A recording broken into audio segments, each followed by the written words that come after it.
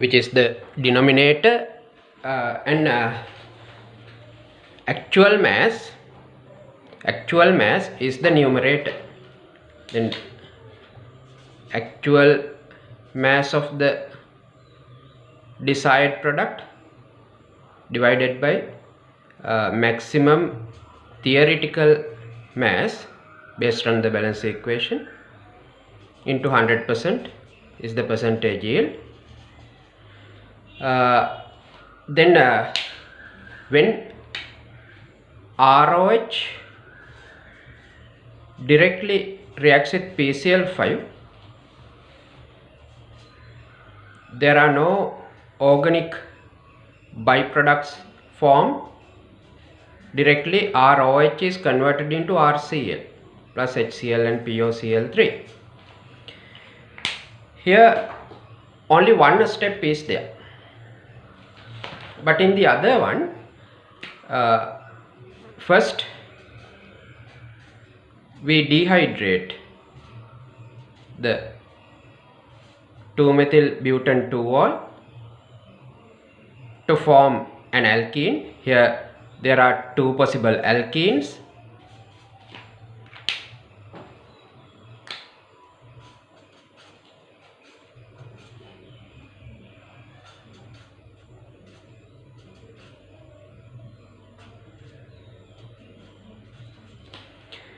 And in each alkene, again there may be unexpected products when they undergo a reaction with hydrogen chloride. Then again H will be here, Cl will be here, or else we'll say here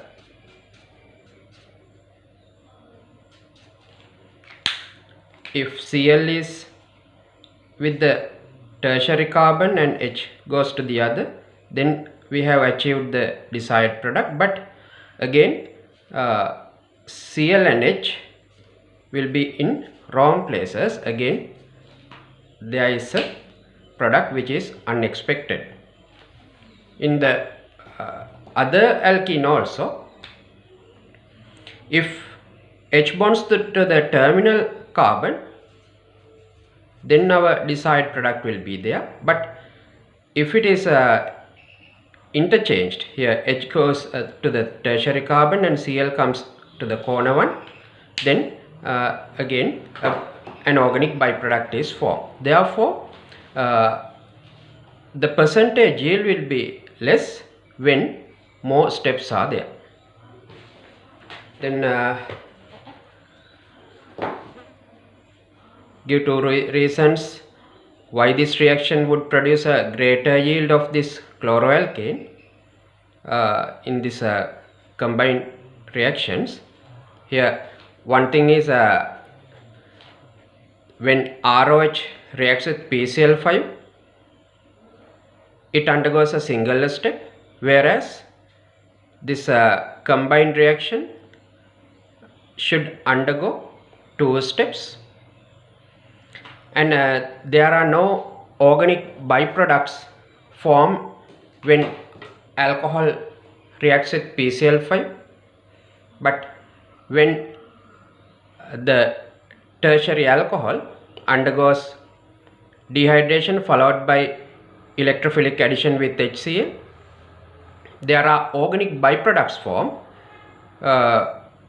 which could end up as our desired product. There may be deviations like that. Therefore percentage yield will be less. Then what you have to write here, when alcohol reacts with PCl5, it has to undergo a single step, one step, whereas the other one should undergo two steps. Then the other point is, when alcohol reacts with PCl5, there are, as you can see in the balance equation, there are no organic byproducts formed. But in the other combined method, there are organic byproducts formed. Then organic byproducts. These are the answers there. Then Roman number 3, give the bond and the wave number range of its absorption in the IR spectrum of 2-methyl-butane-2-ol, which would not be in the IR spectrum of this chloroalkane. This is a very common question.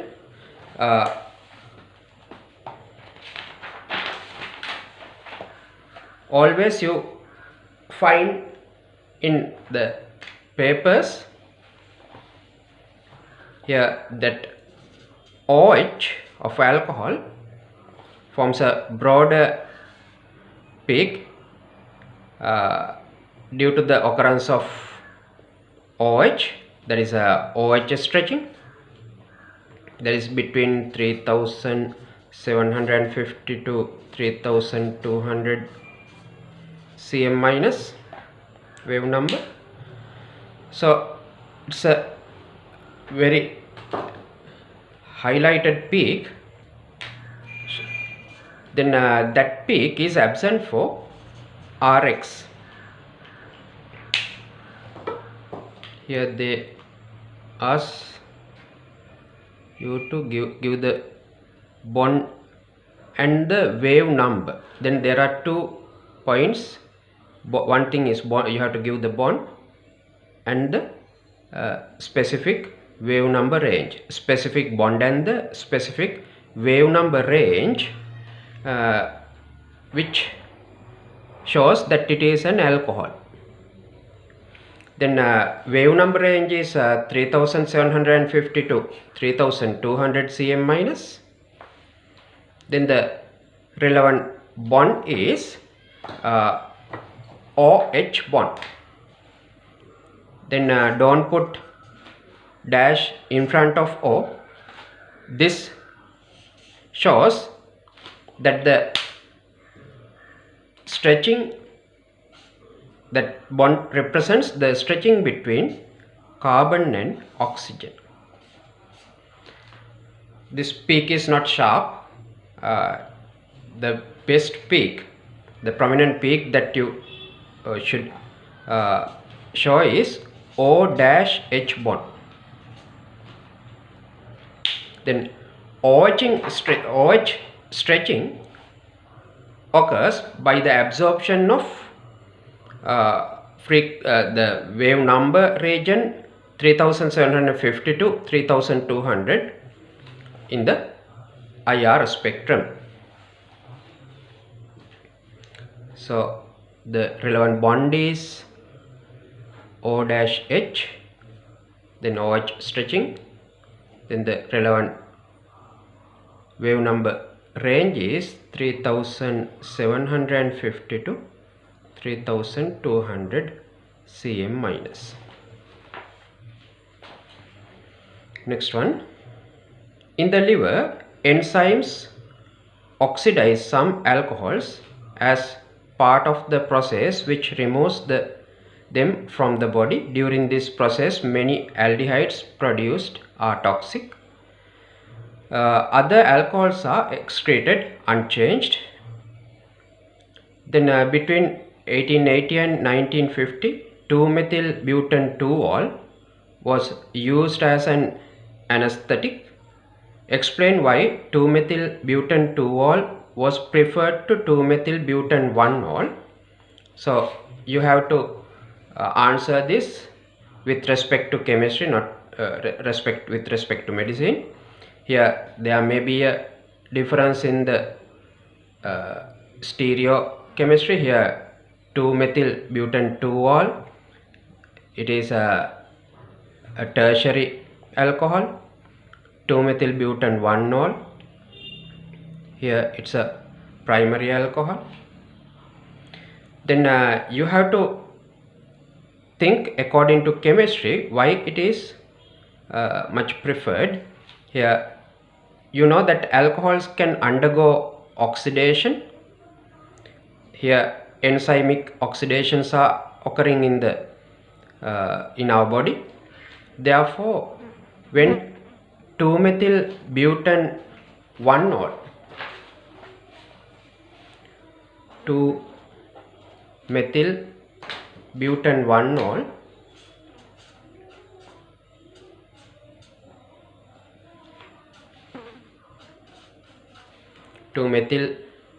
1-ol undergoes oxidation.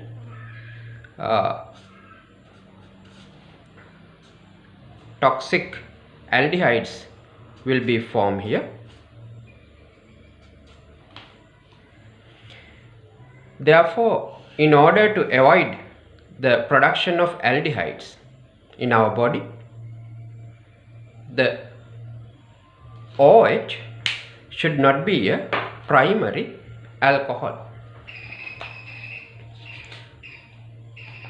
Then here other one is 2-methyl butane 2-ol. 2-methyl butane 2-ol. It is not oxidized under ordinary conditions. Then within our body, this will not be oxidized. Then it will be excreted as it is. So explain, here 2 marks, explain why this was preferred to 2-methyl butane 1-ol. Then you have to say butane 1-ol being a primary alcohol can undergo oxidation, enzymic oxidation, then toxic aldehyde will be formed. Then 2-methyl butane 2-ol will not be oxidized in the body, therefore it will be excreted just as 2-methyl butane 1-ol. Then it is harmless or less harmful with compared to that aldehyde.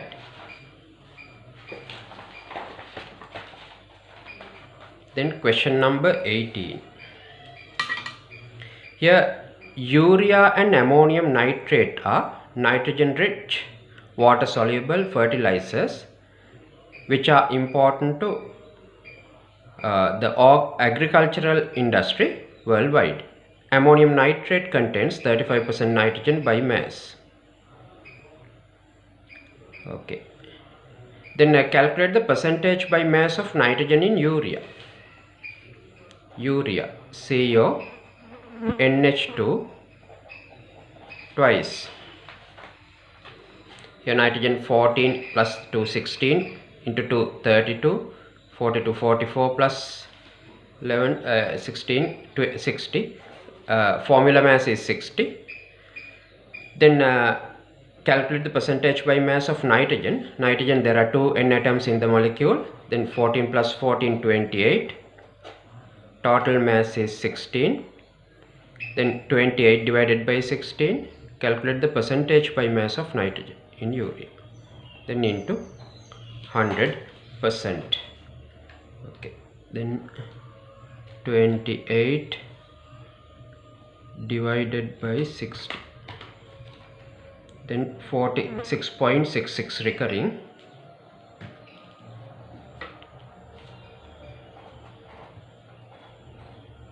They haven't given any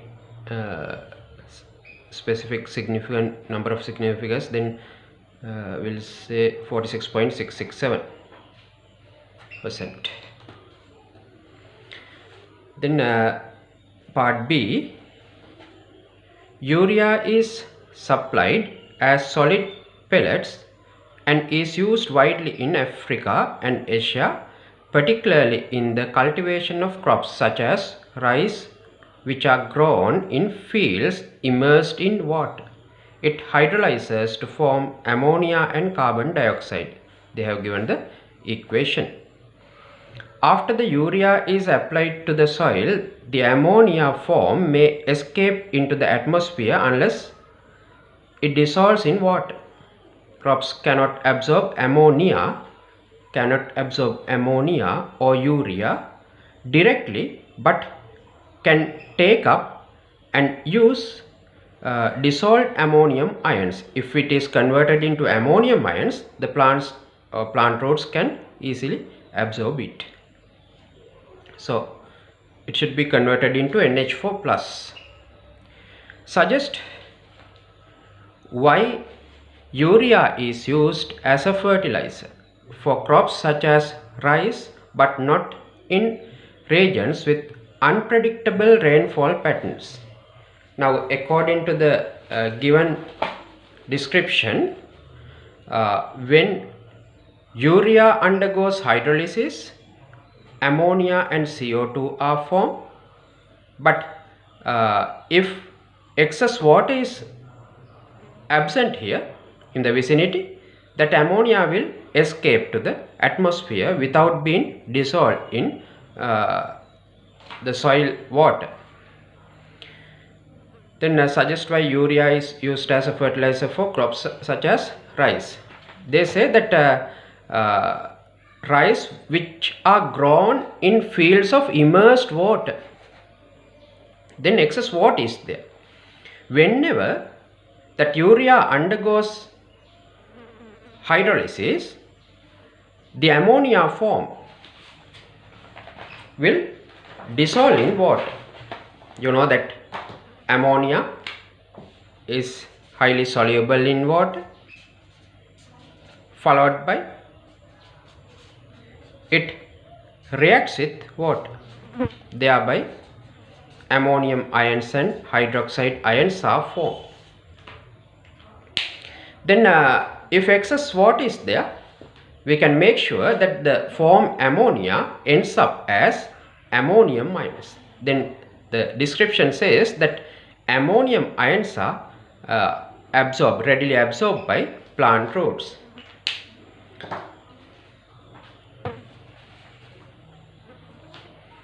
Okay.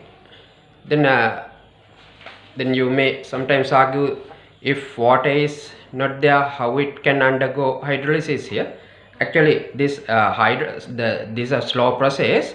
This hydrolysis of urea may slowly take place even though the amount of water is very much low. But once ammonia is formed,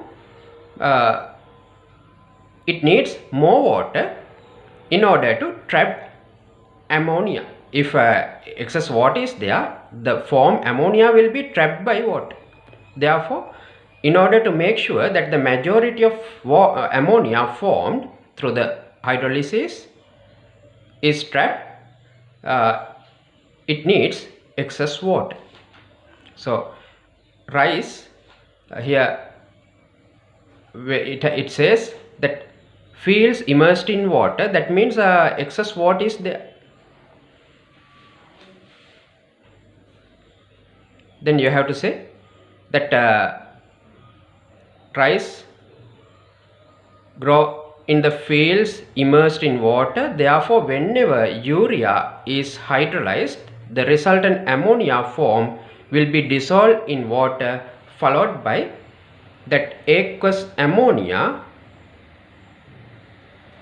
will continue the reaction with water to form ammonium ions, aqueous and OH minus. Thereby, the plant roots can absorb NH4 plus from this reservoir of NH4 plus. That the water in the field becomes a reservoir of NH4 plus when ammonia dissolves and reacts with water to form ammonium ions. But if the rainfall patterns are unpredictable, the small quantity of water available in soil may not be sufficient to dissolve and trap all the ammonia form. That urea will slowly undergo hydrolysis when a small amount of water is there, but the majority of NH3 form will escape.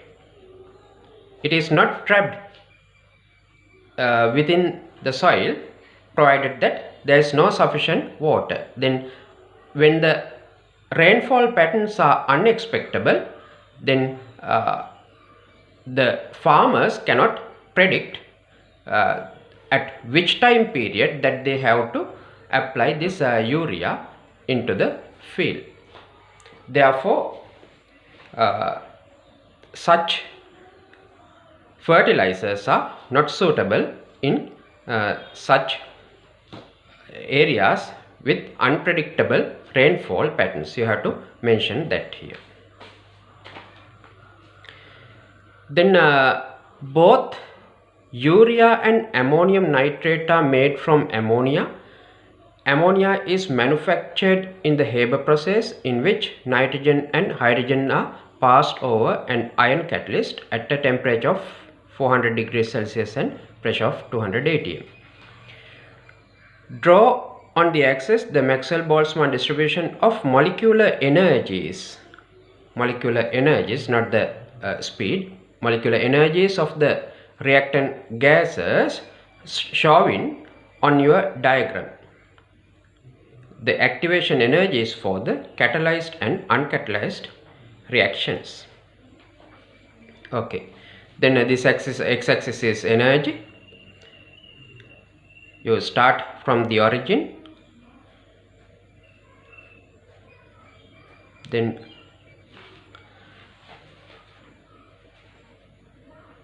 the majority of the molecules will show a particular energy. Thereafter, only a less fraction will show higher kinetic energy. You will never reach the x-axis. The gradient, this is a negative gradient, magnitude of the negative gradient should decrease. Thereby, you will never reach x-axis. At the same time, you can't make it horizontal. Always you keep a certain magnitude of the negative gradient, but the gradient is not zero, as well as at the when it is closer to the right end, the gradient is almost zero, not zero, almost zero. The negative magnitude of the negative gradient should be almost zero. That shows that the graph will reach the x-axis, that means y equals 0 at the infinity. Then showing on your diagram the activation energies for the catalyzed and uncatalyzed reactions. You know that catalysts provide an alternative route with a relatively low activation energy. Therefore, catalyzed one should have a less energy required as the energy of activation. This is the catalyzed one.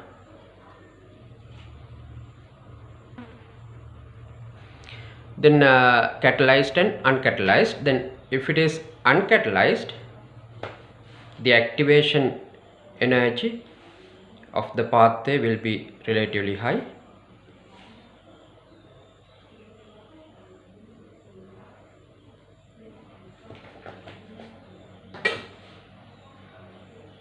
This is the energy of activation of uncatalyzed reaction.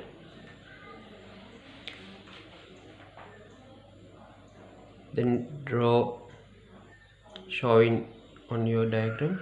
Okay, then explain using your diagram why the addition of a catalyst changes the rate of the reaction. Explain using your diagram why the addition of a catalyst changes the rate of the reaction. Then what you have to say? We can say that the catalyst provides an alternative route with a relatively low activation energy. Therefore, area under the curve which is to the right of the catalyzed reaction is greater with compared to that of the other reaction which is uncatalyzed, thereby the fraction or the number of successful collisions occurred per unit time increases, then the rate of the reaction increases. You have to explain that here.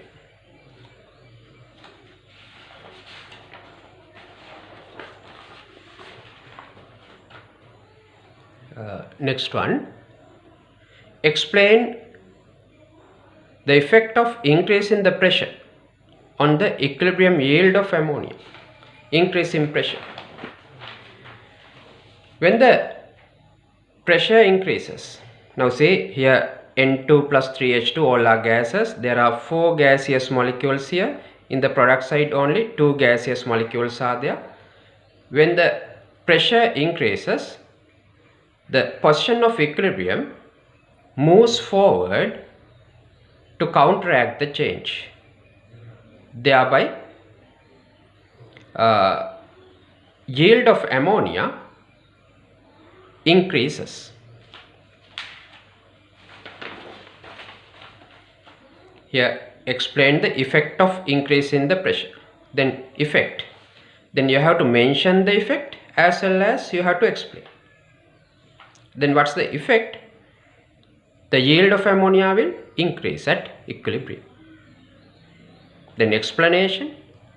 There are 4 gaseous molecules at left side and only 2 gaseous molecules are at right side of the equation. Therefore, when the pressure of the system increases, the position of equilibrium moves forward to the right, thereby yield of ammonia increases at equilibrium. You have to mention that under effect and explanation. Effect is yield of ammonia increases, then you have to explain it. Then being unit 2, you have to explain like that. If you come to unit 4, then you will be able to explain it using the Kp expression. This is just nice to learn only, but I will explain that also. Then N2 plus 3H2 reversible sign to ammonia. Here Kp equals pressure of ammonia power 2 divided by pressure of N2 and pressure of H2 power 3.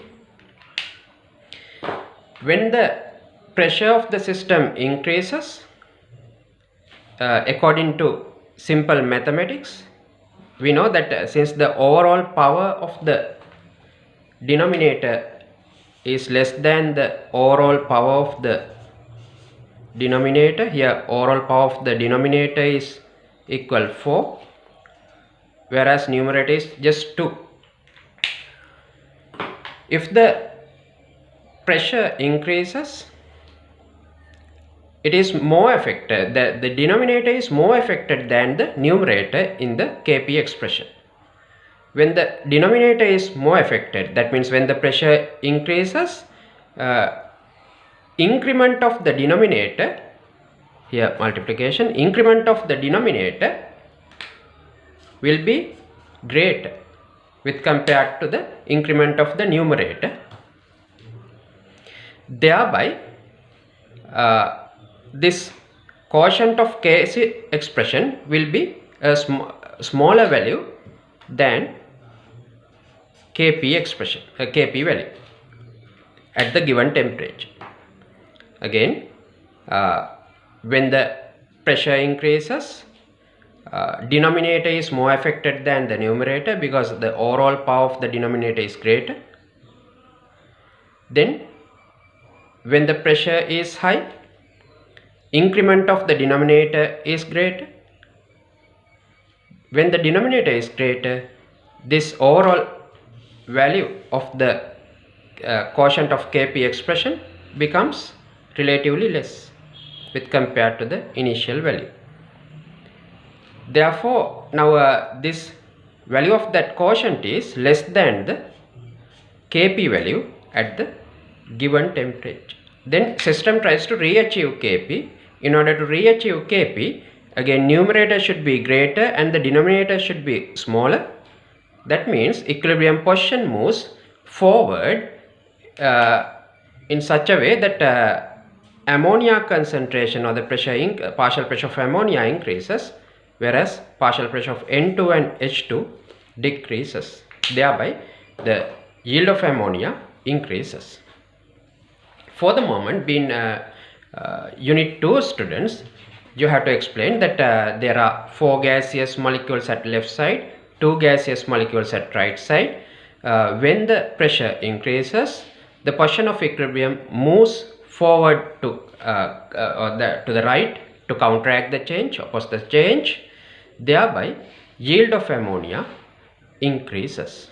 That's the effect and the explanation. Then part D. Urea is also used in reducing harmful emissions from diesel engines which operate at high temperatures and emit nitrogen monoxide. One way to decrease these emissions involves 2 reactions. A solution of urea is added to the hot exhaust gases and is hydrolyzed. Now say the urea has been hydrolyzed here. Ammonia and CO2 are the products. The ammonia formed reacts with nitrogen monoxide and oxygen to form harmless products.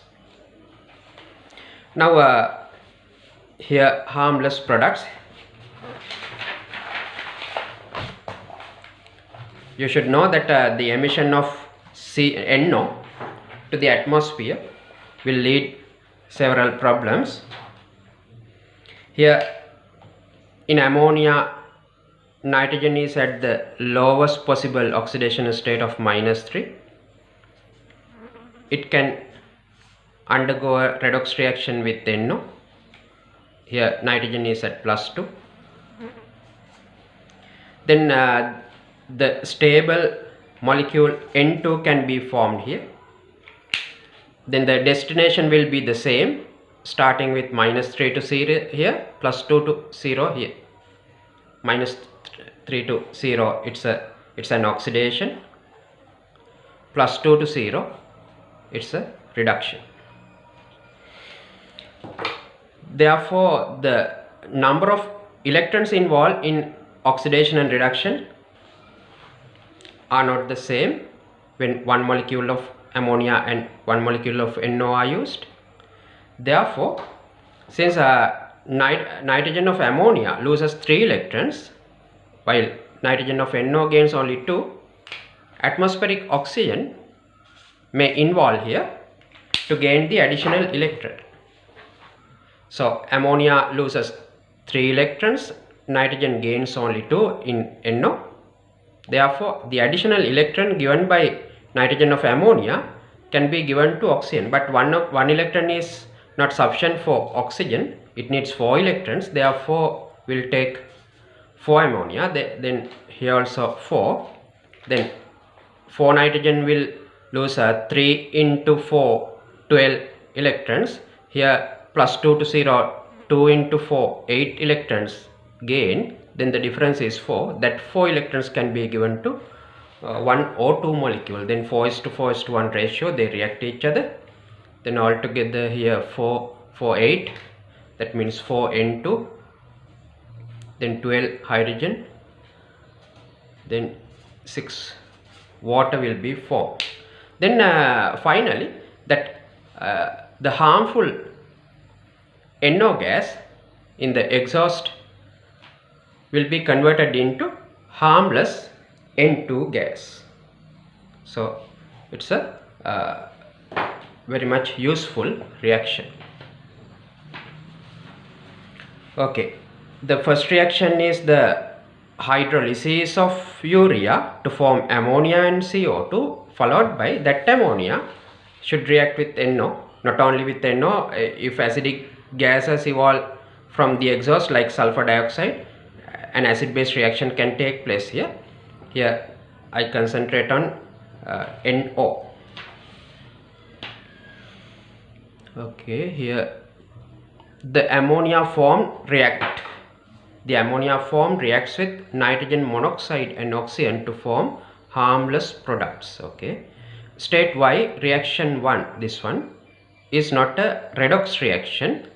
Here it's a, what is meant by redox, from your O levels you know, both reduction and oxidation should take place within the same reaction. Here nitrogen is at we'll see in urea, CONH2 twice, nitrogen is more electronegative than the other 3 atoms here, then it gains 3 electrons, it's at -3, here also it's at -3, gains 3, -3, carbon has to sacrifice all 4 electrons, is +4, oxygen is -2, each hydrogen is +1. In the product side also, in ammonia nitrogen is at -3 just as in the reactant side, hydrogen is at +1, in carbon dioxide carbon is +1, in the reactant side also +1, oxygen is -2, here also it's -2, therefore it's not a redox reaction. Then state why reaction 1 is not a redox reaction. You can simply say there is no change in oxidation states of the respective elements or atoms in the compounds. Okay, there are 2 reactant compounds here, 2 reactants are there, urea and water. On the other side, ammonia and carbon dioxide are there. There is no any oxidation number change of the reactants and products. Then simply you can say there is no change in oxidation numbers of the atoms or the elements or atoms of the elements involved in the equation. Then suggest why it is an advantage to carry out reaction 1 at a high temperature. Now we have to consider a kinetic factor. High temperature. High temperature is advantageous, should be advantageous here. If the temperature is low, the hydrolysis of urea will be slow. But then if you can allow ammonia to be collected into a container, you can set the reactants and you can do your own work until the ammonia is formed. But here they are discussing about the decrease of the harmful emissions. Here you know that vehicles move fast, then harmful gases will evolve at a faster rate from the exhaust. Then evolution, that the hydrolysis of urea should occur at a faster rate, as well as whenever ammonia is formed, that ammonia should react faster with the harmful gases in the exhaust, otherwise they will escape before being trapped.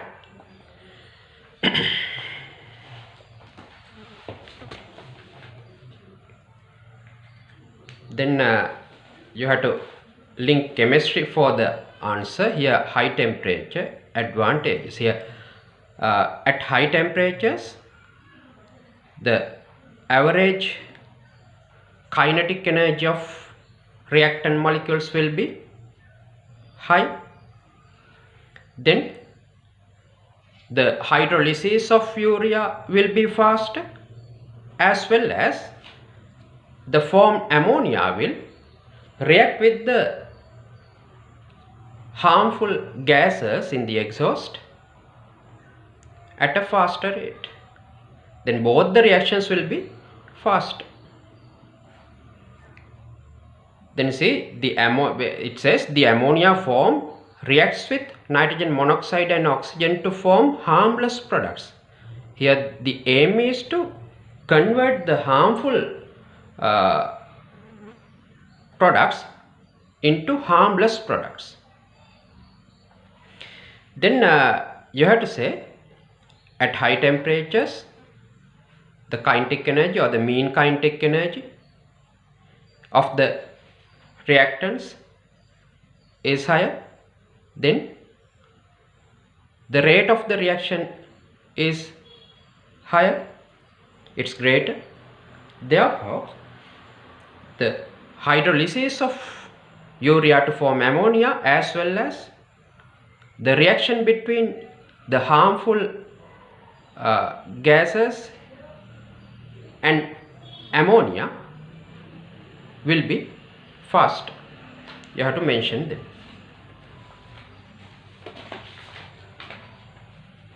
Then the next question, they have given the balance equation here for ammonia O2 given 4N2 and 6 water. Okay, the ammonia produced by the hydrolysis of urea reacts with nitrogen monoxide and oxygen to produce nitrogen and water.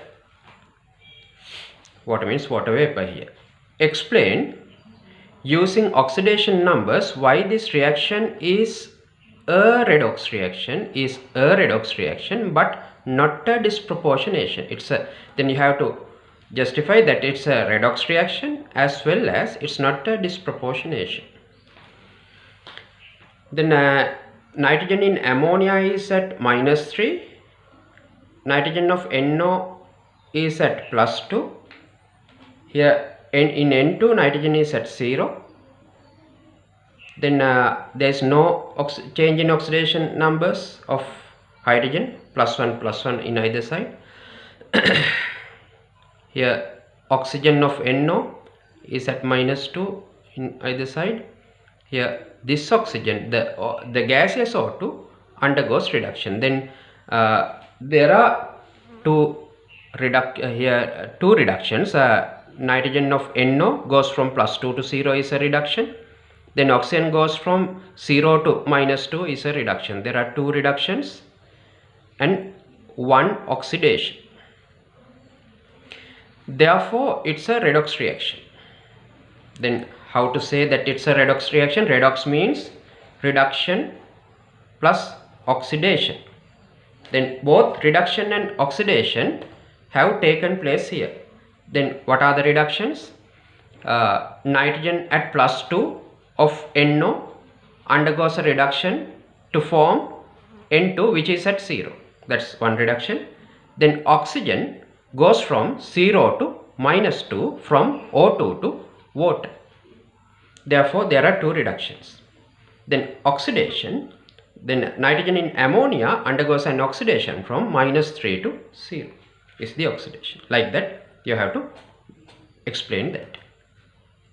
That's the way that you have to explain that it's a redox reaction and not a disproportionation reaction. Disproportionation. In the disproportionation, atoms of the same element in the same chemical species should undergo both oxidation and reduction simultaneously. Now, for example,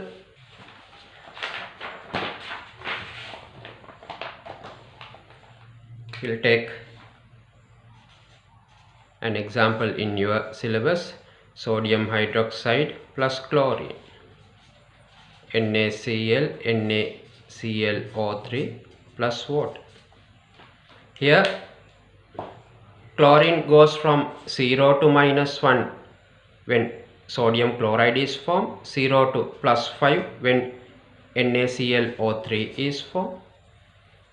Therefore, atoms, plural, atoms of the same element in the same chemical species undergo both oxidation and reduction simultaneously is the disproportionation. Then we'll go through the relevant reaction here.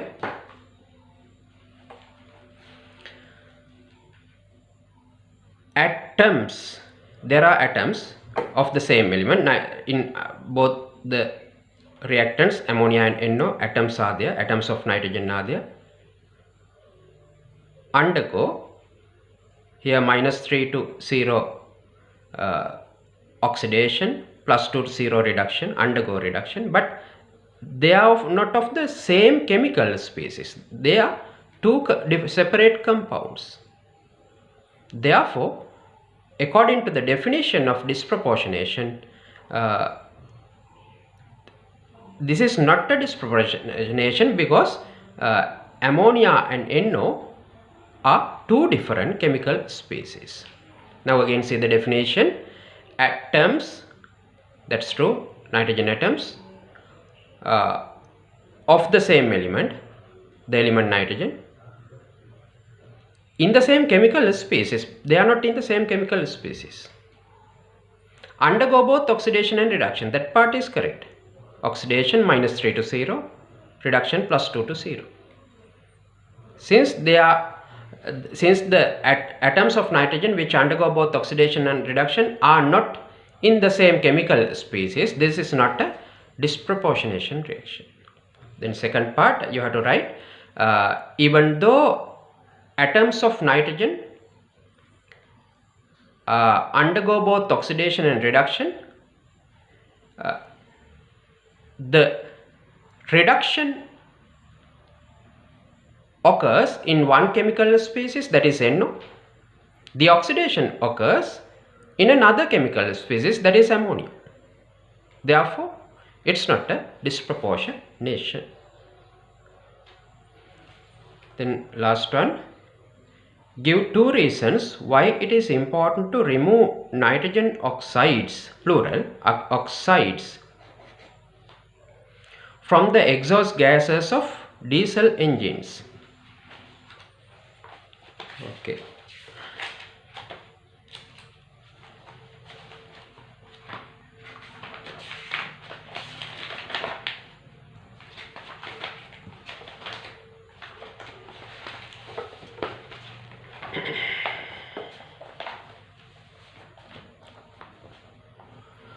Now see here, you know that nitrogen has a very strong triple bond with another nitrogen in N2. Normally it is difficult to be broken. Then these internal combustion engines, due to the high temperature and there is a high pressure and spark, then NN triple bond breaks, followed by nitric oxide is formed. When the temperature decreases, the exothermic reaction of NO and O2 to form NO2 happens. Then NO2 undergoes photolysis, it undergoes decomposition in the presence of UV to form atomic oxygen. Thereafter, a series of reactions will start. We'll see it later. Here, give two reasons why it is important to remove nitrogen oxides from the exhaust gases of diesel engines. You know that catalytic converters are there to remove those harmful gases. Now, if these nitrogen oxides reach the atmosphere, then from the ground level, you know that if you have done practicals, experiments which involve NO2, you may have experienced that how harmful, toxic the inhalation of NO2. Then pulmonary problems, that is lung diseases will occur. Sometimes long-term exposure to nitrogen oxides will create chronic diseases in the lungs. There are some advantages of NO. Here some therapist, respiratory therapist, then pulmonary therapist will use NO as a medicine, but ignore that.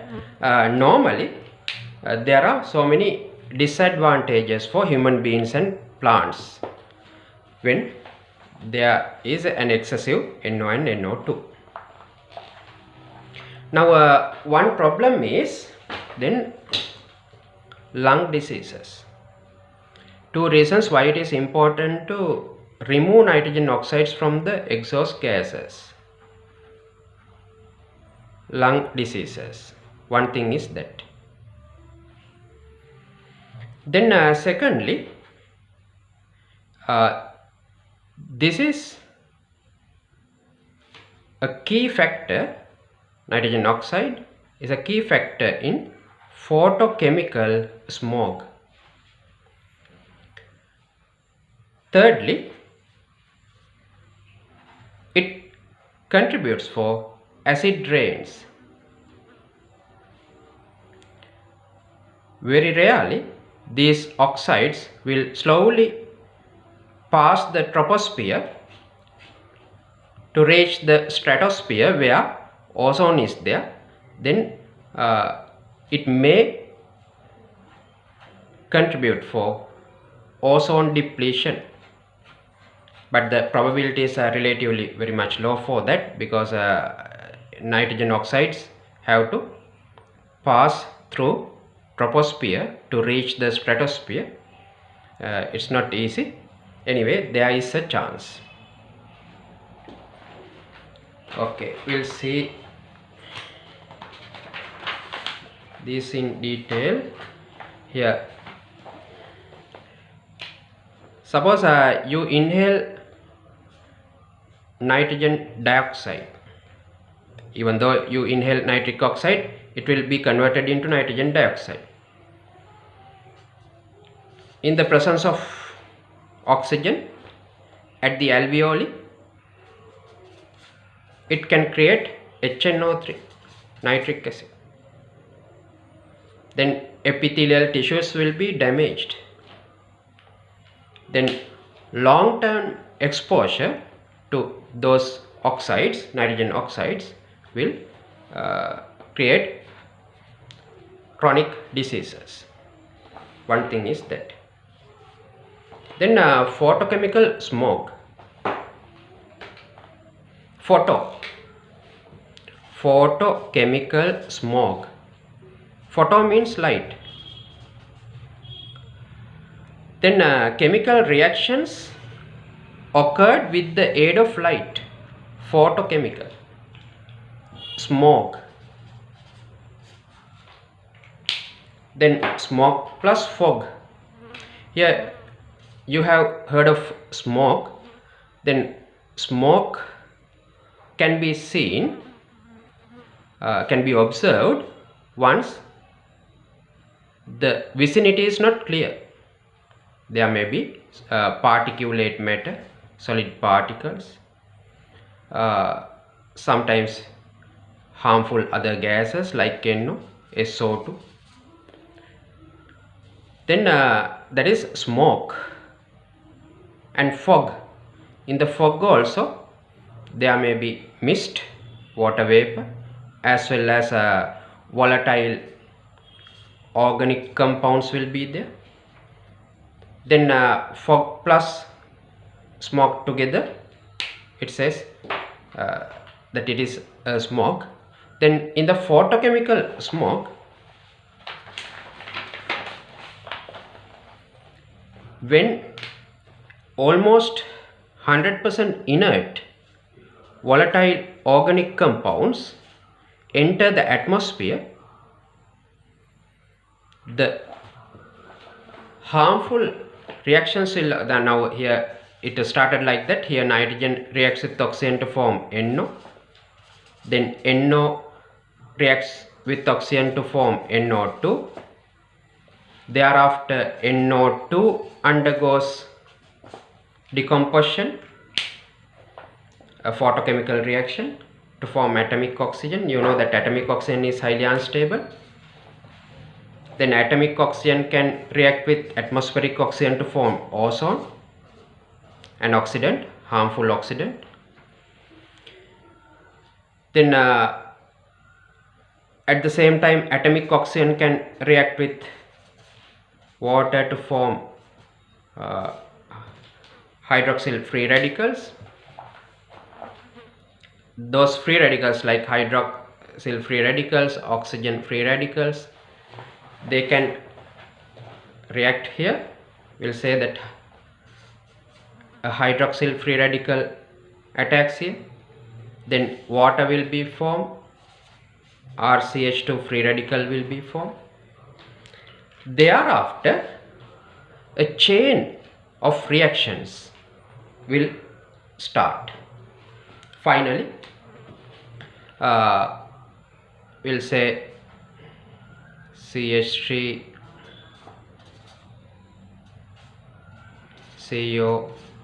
COONO2 peroxy acetyl nitrate PAN, peroxy acetyl nitrate, then peroxy benzyl nitrate, like harmful pollutants are formed.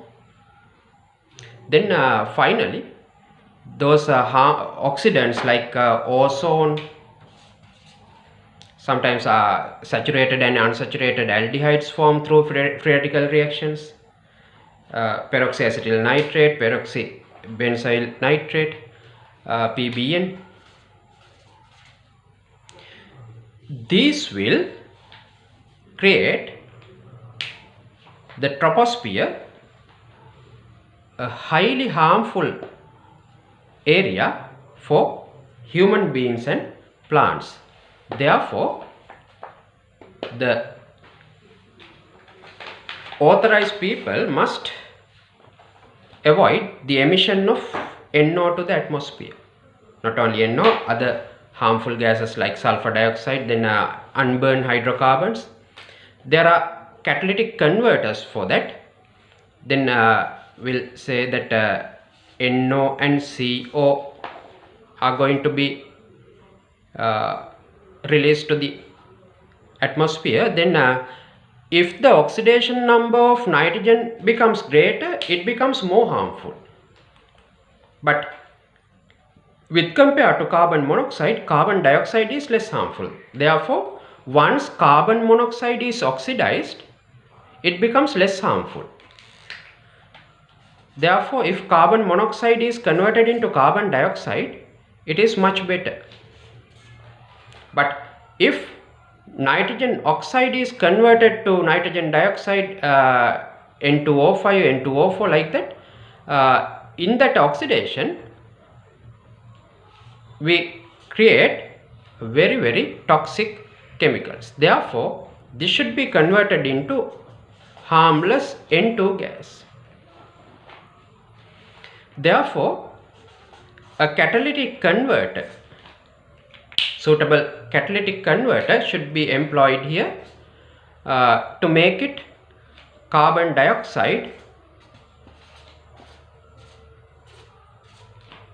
and N2 gas. Not only that, they should be responsible to convert the unburned hydrocarbons into carbon dioxide and water.